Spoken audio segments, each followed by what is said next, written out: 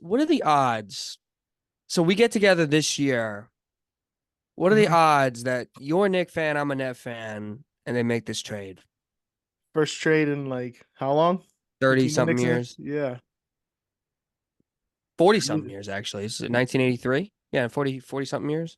Yeah. The That's why 80s is now everyone. 40 years ago. That's why this was so shocking to so many people, um, especially when it Hmm. comes to Mikal Bridges and the offers that the Nets have gotten previously that they had rejected. But obviously, this was a trade the Nets could not turn down. Mikal secretly requesting a trade to the Knicks, and the Hmm. Nets obliging. Hmm. Yeah, listen, I was here a couple months ago. Bill Simmons brought it up, said Mikal Bridges to the Knicks. Every Knicks fan wanted Mikal Bridges, for the Mhm. Villanova thing. And Yep. my answer was always the same. I think it's never gonna happen. My thing was I think most people thought it was because the Nets would never do it. And while I thought that that was definitely a reason, um, I thought they would never do it also because what does that do? Then they're bad and they can't control the fate of their picks. Now, there's this other angle where they traded for their picks back. So now it makes sense. That number one. And number two is it didn't make sense to me because I didn't think the Knicks were going to go all in on a role player, and they did. So that was the biggest thing. Mhm. Like, okay, the Nets could exchange the Suns picks for the Rockets picks. It's been rumored before, fine. But the Knicks really traded six, although one being protected, six first round picks on paper and Bogdanovich and a second for Mikal Bridges, who had a down year last year. I was shocked, honestly. And then once I see the package, I'm like, wow, because I have it here. The Knicks get Michael Bridges and a 2026 second round pick. The Nets get Bojan Bogdanovic, first round picks in 2025, 2027, 2029, and 2031, a 2028 first round pick swap, a first round pick in 2025 via the Bucks, and then a 2025 second round pick. So seven picks in total, six real picks and one swap, all for Michael Bridges, who, like you said, was not great last season. Now, the hope is for the Knicks that this whole Villanova vibes and him being in a place that he wants to play, because he might have quiet quit on the Nets He towards the end of definitely this. quiet quit. That is not even he. Mikal Bridges, talk about someone who is not a leader whatsoever, man. This guy gets here, and his first interview after the Durant trade, he accidentally says MSG instead of Barclays. So off the bat, you're like, okay, great. And this is right after Josh Hart gets traded to the Knicks. This is Jalen Brunson's already there. You know, this whole thing with him, man. I will not miss Mikal Bridges for a second. And unfortunately, the only downside of this trade for the Nets, as we'll get into it, is I got to see his googly eyed thing do the 3 point celebration at MSG with his Villanova boys, who, let's face it, he would get his ass kicked by the Knicks, and then he'd go play, you know, play footsies with his buddies after the game. I just can't stand, I can't respect that. You go to war with your team and you get your ass kicked, and then you talk to your buddies after the game. Get that clown off my team. Seriously. But it's got to be tough. You're watching all your best friends who you won a championship in college together, Hmm. all in one team, having a great time on a winning team. You know, Hmm. the team fell apart in the second round, but the Nets were not great this year. You had stretches where you Oh, were really oh, bad. yeah, you're right. They weren't great because he wasn't good. They were supposed to be a playoff team this year. And don't give me this crap that they weren't like that's crazy. They were 13 and 10 when Cam Mhm. Thomas was in the starting lineup. When Cam Thomas went to the bench, they went 4 and 21 in a 25 game stretch, and Mikal Bridges played every single minute. A Mm. lot of 10-point games. Do you know how many players? We're really cutting into what I was going to say about him. But Might as do you know well. how many players would kill to be given the keys to a team and perform and put up stats? He couldn't even do that. He couldn't put up stats on a bad team. He was the reason why the Nets were bad last year. The singular reason. But no one knows that because they didn't watch the Nets last year. And I don't blame you, but that's what happened. I mean, Jack Vaughn's got to get a little of You're the blame right. pie You're right. also. However, Mikal Bridges was not good. And I get he played every game. I get it, man. I get it. And you know what? He will probably be different with the Knicks. Like, that's a Villanova superpower thing. Josh Hart, he's a different player on the Knicks. Dante DiVincenzo, different player on the Knicks. Jalen Brunson, different player on the Knicks. Mikal Bridges is going to be better. I would bet a ton of money. However, he is still a role player. And he was a role player in Phoenix, and he was a role player with Brooklyn. I think his tenure in Brooklyn, he had an opportunity to show if he had more, than because in Phoenix he was what, like the third option, fourth option some nights.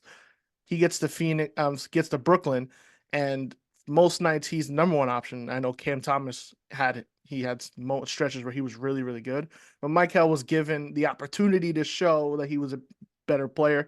And I think it's just the fact of the matter is that he's just not. He's a Mm-hmm. role player. Mm-hmm. And here on the Knicks, that's all he really has to be Yeah. because we already have Brunson and we already have Randall for now, and then OG Anunoby coming back as well. There's a ensemble of really good high end role players and two stars. He doesn't have to be great every night, Mm-hmm. and I think that Well, plays a difference in what he means to the Knicks compared to what he needed to be for the Nets. if they win the championship, then the trade is worth it. The trade is worth it. Then he was worth it, I guess. But on paper, as we sit here today, I cannot tell. If I told you a month ago that Mikal Bridges was going to get traded to the Knicks, and the Knicks are going to give up 6 first-round picks, a second-round pick, and Bogdanovich, what would you have said? And what would most Knicks fans say? They'd be furious. They would be like, They'd be "What? furious Were you because crazy?" the Knicks, we've had these assets for a while now. Leon Rose and company did a good job of, putting these assets together with the idea that we would trade for a superstar. But Mhm. I think with the way these playoffs played out with Boston winning the way they did, the way the Eastern Conference looks right now, I think Leon Rose and the Knicks front office, I think they didn't feel comfortable enough waiting for some superstar to request out or fall into their lap. Because if you look at the options, really, the Embiid situation with Philadelphia, if they sign Paul George, that has a longer runway now. And then we don't know with how long Dame and Giannis, how long they're going to end up playing together if they retool that roster. We talked about Devin Booker, which is a real possibility because now we'll talk about it in a while. The Kevin Durant situation with Phoenix, does he want to be there? Does he not want to be there? I think they saw an opportunity to get a player, who is a long wing, who can defend, can score, has obviously, great chemistry with the players already there. And we just saw a team in Boston win with a bunch of guys like that. We Mhm. already have two stars, like they have two stars, and now we have the wing depth in theory to defend basically anybody. And I think Mhm. they decided to push their chips in for that and go in there and then bring OG Anunoby back. They made some moves last night during the draft to try to save some money. They're going to still try to get Hartenstein to come back. I'm not sure how successful that will be, Mhm. but it seemed like the Knicks saw an opportunity here to go in, get better, and just, put all their chips in on chemistry and defense and vibes. It may work. It's never been done. This is what the Knicks are doing right now has never been done. We're gonna get national champions and we're gonna make it a we're gonna put these full core 4 people. Here's what's crazy. Mikal Bridges is not better than Julius Randle. No. I could speak. There's a lot of Knick fans that think Mikal Bridges is now the second best player on this team. Mm-hmm. There's a lot of NBA people that want Randle gone.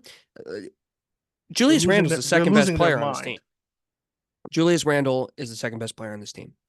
I'd make an argument, honestly, dude. Like OG Anunoby is a way better defender than Mikal Bridges.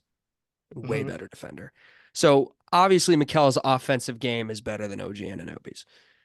But to see just like what OG did for this Knicks team, like I don't know if Mikal does the same thing. To be honest, I'm just not sure of it. Like when the Knicks make this OG Anunoby trade, to see them take off completely when it's just Brunson, OG, and Randall. I'm not sure it's the same with Mikal. That's just my personal opinion. Now, I could be wrong. I know Mikal is going to get more money than OG Anunoby, and OG Anunoby just signed for $42 million a year, Mhm. $218 million. So Mikal is going to get more than that. Brunson should be paid more than everybody, but he may take a pay cut. And Randall eventually is going to get a new contract as well. So the Knicks are going to be paying four players, possibly over 200 plus $1 million in the starting lineup. Now, if they save their picks for someone like that pick package, dude, that's enough to get a Giannis. That's enough to get a Devin Booker. That's enough to get one of those guys. And they settled for Mikal Bridges. So they're settling for vibes. So when they're making these OG Anunoby trade and they're trying desperately not to trade picks, or Bogdanovich was another one. They're like, we're not going to give up any firsts in these trades because we're saving our picks for the next superstar to ask out. They settled for a role player. And it's a massive risk. Massive. And I get the Villanova thing is fun and cool and it's going to be fun. But if you're giving up that amount of draft capital to do that for a role player, I feel like if the Villanova thing didn't exist, which it does, so I guess it's part of the conversation, what would we be saying about this? That is, Like seriously. massive overpay, typical Knicks, the usual things that people say. Um, but I do agree. When you look at it on its face, it's like this is crazy that you had the package that could rival any team in the league for a superstar that became available. That you decided to do this for Mikal Bridges.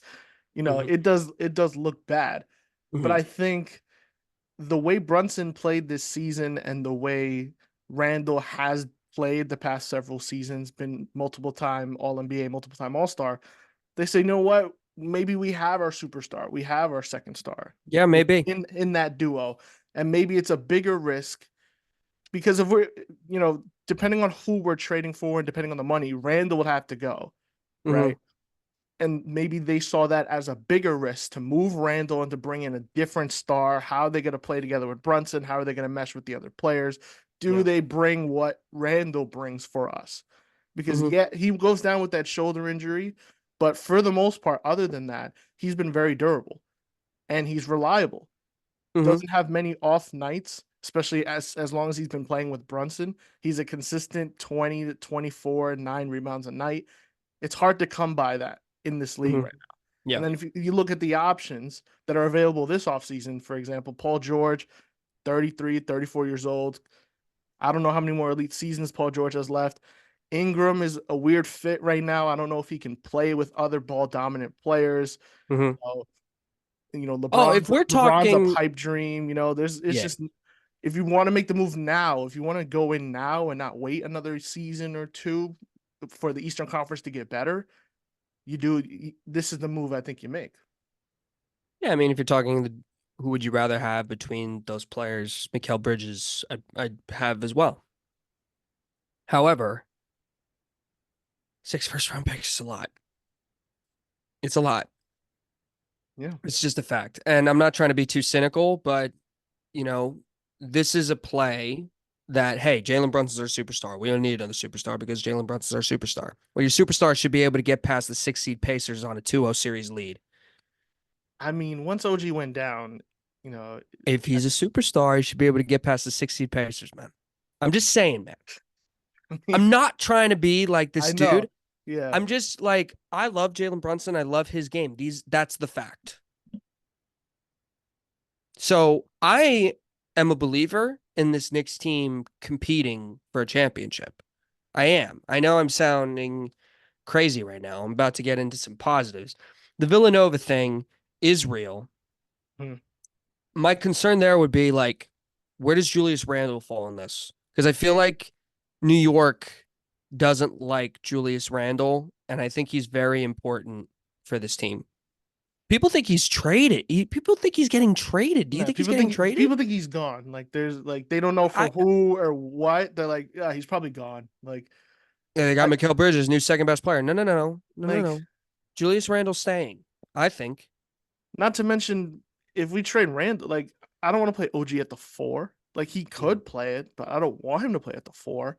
mhm. And if we don't know if we're gonna Hardenstein, most likely we lose out if because the Yeah. money he's gonna get is a lot better than the money we can offer. The Hmm. only reason he comes back is if he really enjoyed his season, his last two seasons, wants to be a part of this. That's a possibility. I mean, that's the hope. But OKC's gonna throw money, and that's a great situation.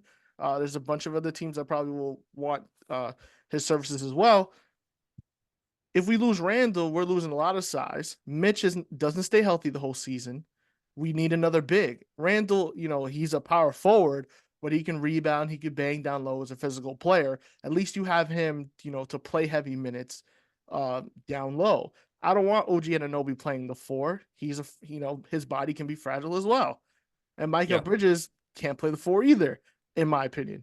So moving Randall sounds great in theory, but it's like when you look at what it would do to the team and what he provides, also a good facilitator. Before he went down, he was leading the Knicks in assists.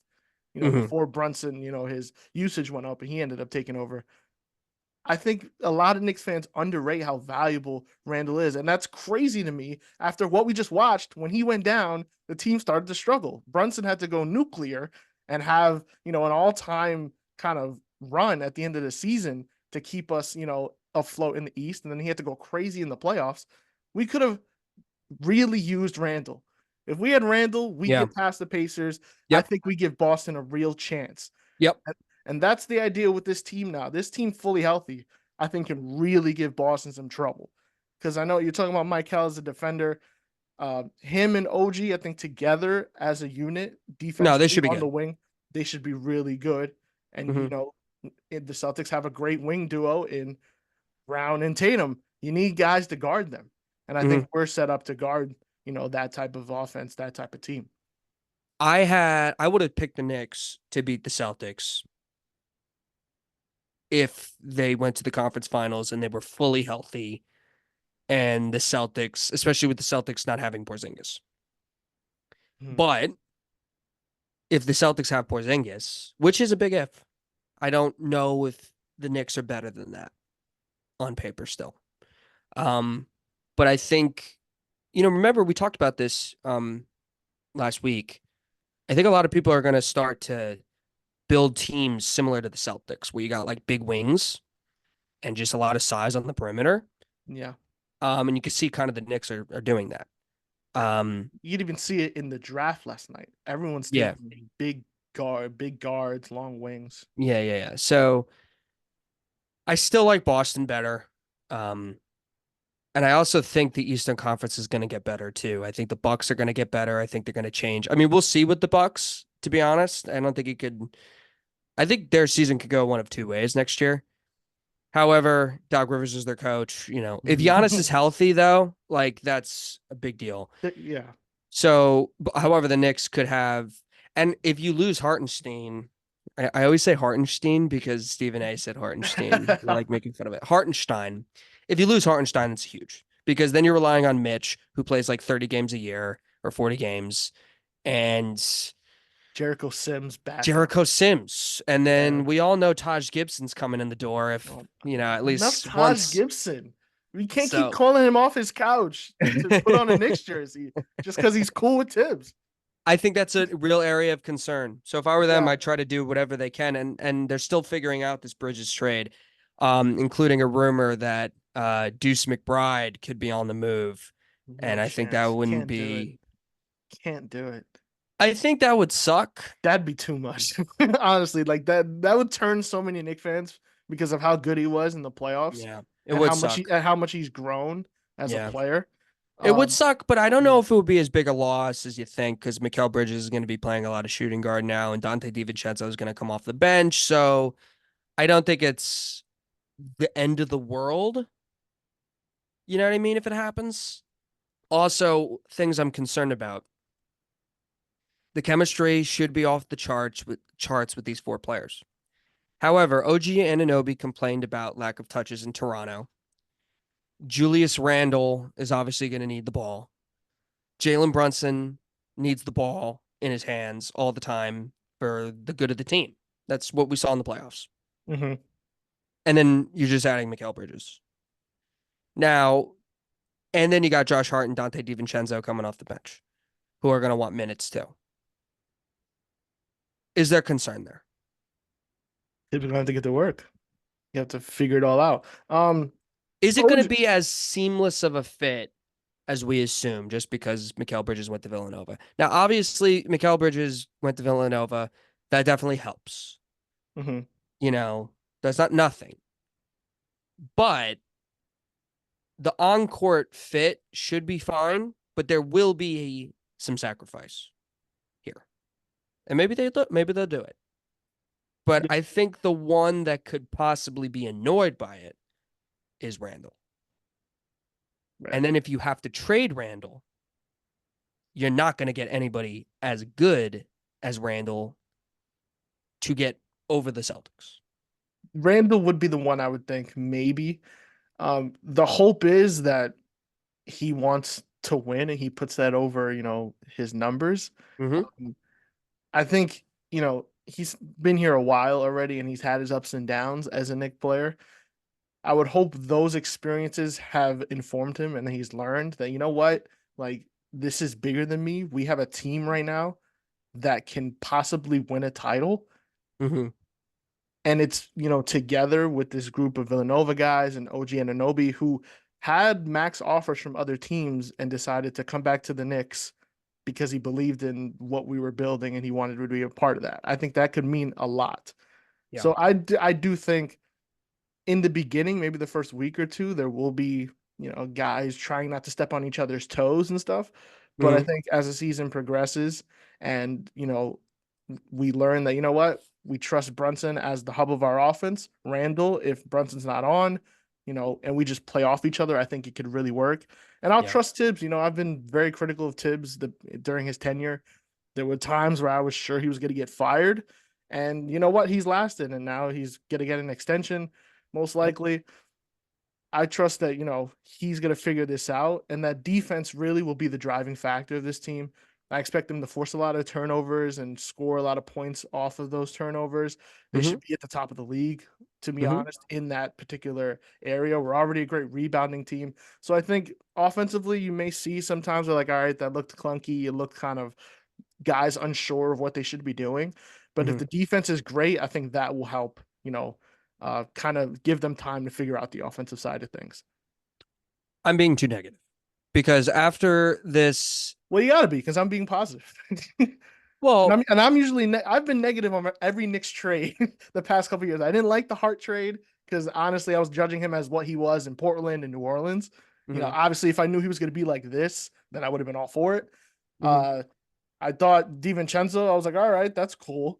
Mm-hmm. He didn't really get a lot of opportunity in Golden State, which is puzzling because of the type of player he is and the type of shooter he proved to be.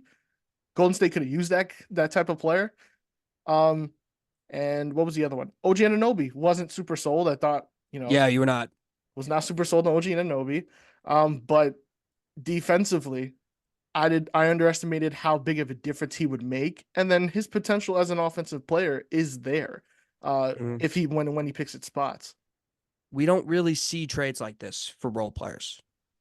And that's what Mikal Bridges is. Make no mistake about it. Could be a star Mhm. in his role, whatever. Use whatever cliche you want. They will be in the hunt in the Eastern Conference. They could totally get to the finals if things break their way. But there's a lot of good teams in the NBA. So if you're just worried about the Celtics, listen, man, Pacers are in the conference finals. They're going to get better. The Magic are on the rise. They're looking to get better. And if you think like, oh, those teams are irrelevant, this is the NBA, man. Stuff changes quickly. I mean, I thought my team was set for life with James Harden, Kevin Durant, and Kyrie Irving. Didn't work out. Right. Now, you could be like, this team's different. They're younger. The chemistry we know is for sure going to be there. All I know is that it's very rare, even for dynasties, to be good for 7 straight years. So if the Nets are even able to get one good pick out of this trade, with the addition of possibly drafting a franchise cornerstone this year, it is 1,000% worth it from their end. So don't rip Nets fans because this could be an incredible rebuild for them. And it's exactly what they needed. I have been negative. I just, when you make a trade and you throw all those picks and like when you keep saving these picks, you got to use them. You got to use them, eventually to splurge on someone like Mikal Bridges is just shocking to me. It's just like, whoa, okay, you're all in on this nucleus of Villanova chemistry, and it's never been done before, so we don't know if it will work. And if it does, a lot of people may try to copy it. They're betting on a new style of team to win. Right Yeah. now, we're having all these new champions every season. We talk about the superstars, but we just saw a team win with a guy that a lot of people don't even have in their top 5 in the league. So it is possible, and I think they're going all in on that approach. Whether other NBA teams start to, copy that will be interesting because I think there's still the prevailing notion that you need a guy that's at least top 10 in the NBA, top Mm-hmm. 8. Mm-hmm. Is Brunson top 8 right now? I wouldn't think so. I think he's arguably He top might 10. be. Some people have him in that list. I think Bill Simmons has him sixth. He's top 10, Mm-hmm. like arguably. For sure, he's top 15, and I think Randall's close there too. This is exciting. I mean, for the first time in our Oh, 100%. lifetimes, the Knicks This, are a serious contender going into the next season. mm-hmm. And that's something that we haven't felt even in the mellow years. We never really thought we could win the title Yeah. because of LeBron and the Heat and stuff like that. But the No, there's Celtics, no question. I don't think nobody's afraid of the Celtics. Now, if Denver comes back stronger than ever, or Minnesota and stuff like that, we could get to that, down the road. We could worry about that later. Uh-huh. But in terms of the Eastern Conference, it's Boston, and I think it's us right now, barring the Sixers or the Bucks making some big move. I'd like to thank you for tuning in for this week's episode of the Trueish podcast. If you haven't already, like and follow the show. You can also go to YouTube and check out other clips of the show. You can like and subscribe to the channel there as well. I'd really appreciate it. I'll see you guys next week for another episode of Trueish Hoops.